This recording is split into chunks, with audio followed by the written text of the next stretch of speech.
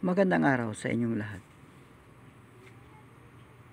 Muli ay pag-aralan natin ang Mateo chapter 6 verse 33. Ito ay tumutukoy sa kaharian ng Diyos.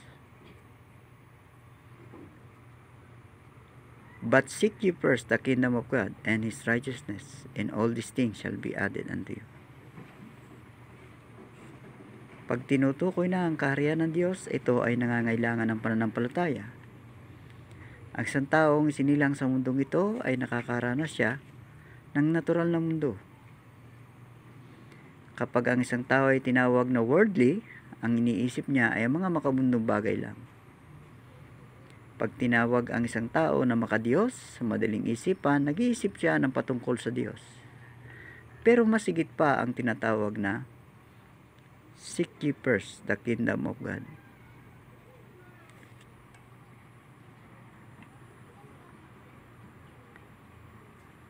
Dahil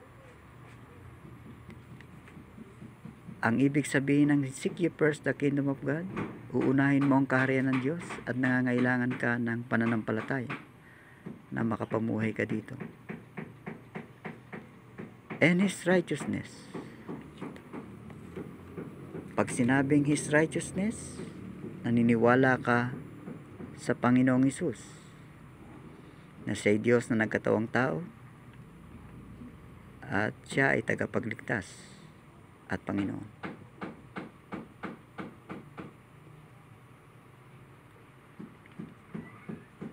Maraming mga nakasulat sa Biblia nang sino mang sumampalataya sa Panginoong Hesus ay may buhay na walang hanggan. Nandiyan ang 1 chapter 3 verse 16 na tumutukoy nito.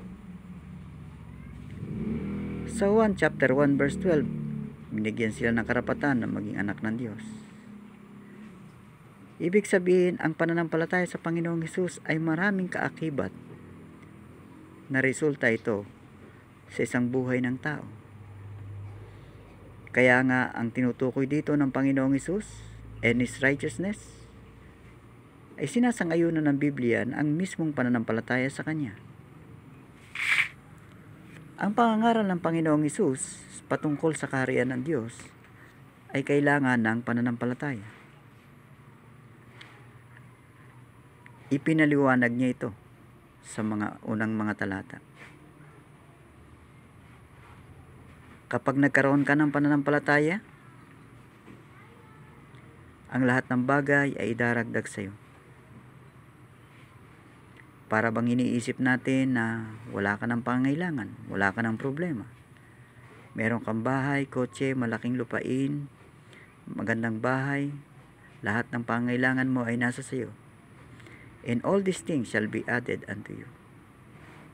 Kapag inuna mo ang kaharian ng Diyos at ang Kanyang katuwiran and His righteousness, parang ikaw na ang pinakasaganang tao sa buong mundo. Minsan, nabibigo tayo sa ganung uri ng pananaw at paniniwala. Bakit? Paano ba ipiniliwanag ng Panginoong Hesus ang all these things shall be added unto you? Kapag inuna mo ang Kanyang kaharian at naniwala ka rito at sumampalataya ka sa Panginoong Hesus mismo,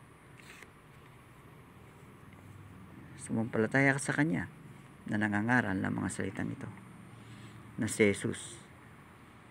Nung ipinangaral niya ito noon ay halos hindi ito maunawaan ng mga tao, pero ipinaliwanag niya. Tingnan natin. Sabi sa Mateo chapter 6 verse 26 sa mga unang talata, bago dumating ang Mateo chapter 6 verse 33. Behold the fowl of the air, they sow not, neither do they reap, nor gather into barn, yet your heavenly Father feedeth them. Are ye not much better than they? Nagbibigay ng katanungan ng Panginoong Hesus, kayo ba ay higit sa mga ibon na ito na hindi nagtatanim, hindi nag-iimbak, pero pinapakain ng Panginoon ng Amang nasa langit? Pag-isipan nating mabuti. Binibigyan ng Panginoong Hesus ang mga tao ng katanungan upang sila ay sumampalataya sa Diyos na nagpo-provide ng lahat ng pangangailangan. Subalit ang iniisip ng tao ay higit sa kanyang pangangailangan. Kaya nawawala ang kakontentuhan. Tingnan natin. Sabi sa verse 27, which of you by taking thought can add 1 cubit on his stature? Sa mga taong nag-aalala, sinabi ng Panginoong Hesus, madadagdagan ba ang iyong buhay kung ikaw ay mag-aalala? Sabi sa verse 26, and why take ye thought for raiment? Consider the lilies of the field, they grow, they toil not, neither do they spin. Binigyan ng Panginoon ng example ang mga tao tulad ng mga lilies sa parang. May magagandang bulaklak at magagandang kasuotan. Pero sinabi ng Panginoong Hesus sa verse 29, and they yet I say unto you, that even Solomon all his glory was not arrayed like one of these. Si Solomon sa kanyang kapanahunan, siya ay napakadakilang tao, napakayaman, pero hindi nakapagsuot ng mga ganito kagaganda. Ibig sabihin kahit si Solomon sa panahon ng kanyang kayamanan, ipinagkaloob lang ng Diyos ang ayon sa kanyang pangangailangan.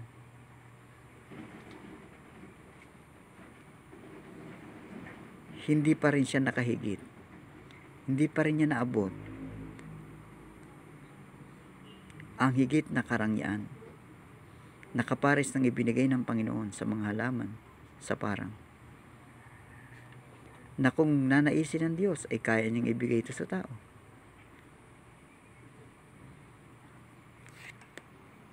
Pag-isipan nating mabuti.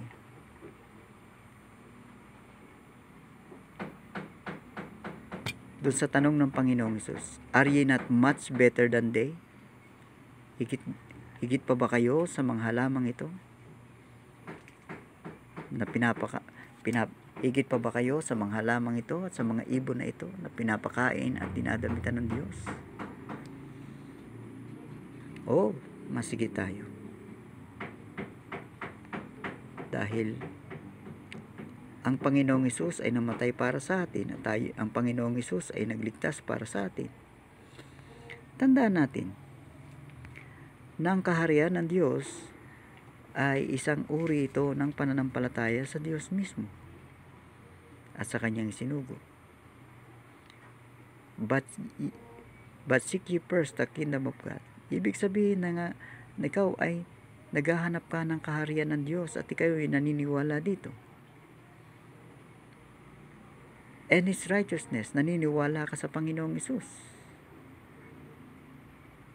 bilang Panginoon na tagapagligtas, sapagkat totoo siya na tagapagligtas. Sa wikang Hebreo, ang Hesus ay Savior, na ibig sabihin ay Yeshua.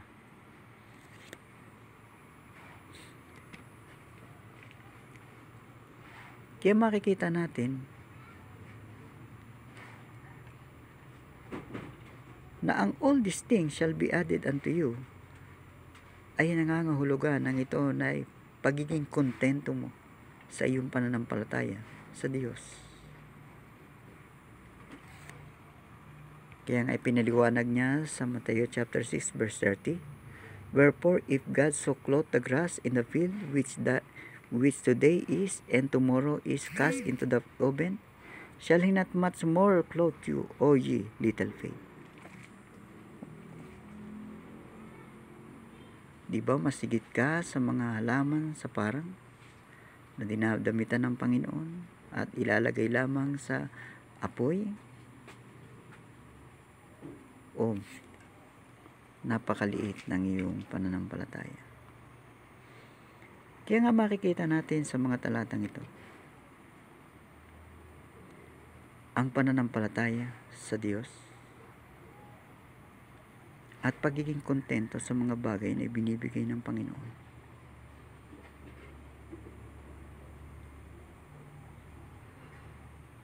Kapag naranasan natin ito at nakapamuhay tayo ayon sa ating pananampalataya sa Diyos, na tayo namumuhay sa Kanyang kaharian sa pamamagitan ng biyaya ng Panginoong Hesus,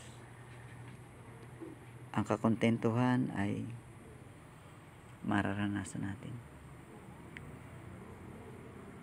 At sa lahat ng oras, meron tayong paraan upang purihin ang Diyos. Sambahin Siya. Dakilahin Siya sa lahat ng Kanyang kabutihan at sa Kanyang mga biyaya.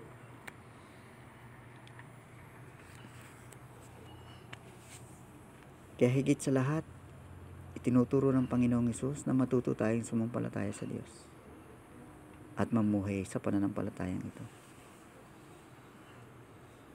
Kaya nga makikita natin na sa mundong ito ay may dalawang uri ng dimension. Ang natural na mundo at ang mundo ng pananampalataya sa Diyos. Pananampalataya na ang Diyos ang Siya nagpo-provide ng lahat ng bagay. Sa pamamagitan ng Kanyang bugtong na anak na ang Panginoong Jesucristo, na tayo ay napatawad at may kaligtasan sa pang-araw-araw na buhay sa pamamagitan niya. At sa pamamagitan niya, sa Kanyang mga biyaya, ang lahat ng bagay ay binibigay sa atin.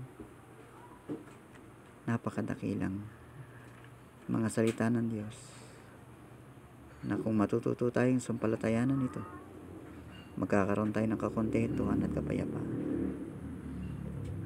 Magandang araw sa inyo. Nawa ang talatang ito ay nagbigay ng kapayapaan na sa pamamagitan ng pananampalataya at sa pamamagitan ng katuwiran ng Panginoon Hesus, na tayo ay mayroong tagapagligtas at Panginoon, na Siya nagbayad ng ating mga kasalanan doon sa krus. Sa pamamagitan ng Kanyang kamatayan ay mayroon tayong kapayapaan, at ang lahat ng bagay, ano man ang ating natatanggap, ito'y pawang mula sa Kanya at sa Kanyang mga biyaya.